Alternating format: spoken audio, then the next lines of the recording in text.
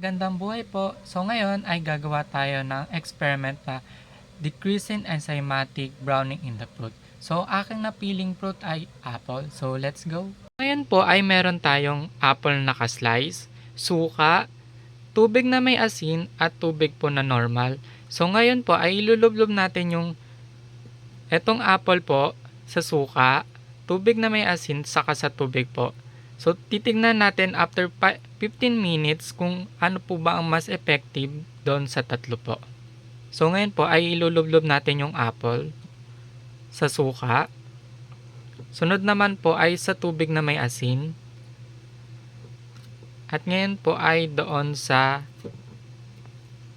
tubig lang po, normal water. So ngayon po ay ayan po sila, nakalublob na po silang tatlo. So babalikan natin sila after 15 minutes. So ngayon po ay nakalublob na sila. Ayan po yung sa may suka. Ito yung tubig na may asin po. Tapos ito yung may tubig. Tapos kumuha tayo ng isang example ng apple na hindi nakalublob doon sa tatlong nilagyan nating apple. So ihintayin natin kung ano po ba ang mangyayari sa tatlo. Yan po, it's been 8 minutes. So nakalublob pa rin silang tatlo. So yung medyo brown na po is yung nasa tubig. Then ito yung apple natin. Hindi siya nakalublob doon katulad sa tatlo.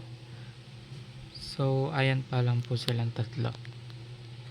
So ngayon po ay 15 minutes na at tinanggal ko na sila sa tubig. So ito yung sa suka. Ayan, hindi siya nag-brown or anything. So ito naman yung sa sukang may tubig. Sa asin na may tubig. Ayan, medyo nag-brown siya, mukhang di lang kita. Tapos ito yung sa tubig lang.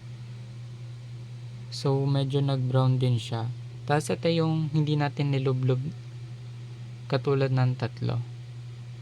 Brown na siya.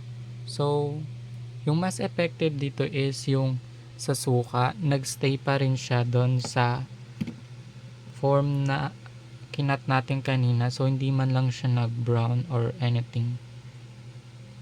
So ang conclusion dito is yung suka ang mas effective kesa doon sa dalawa.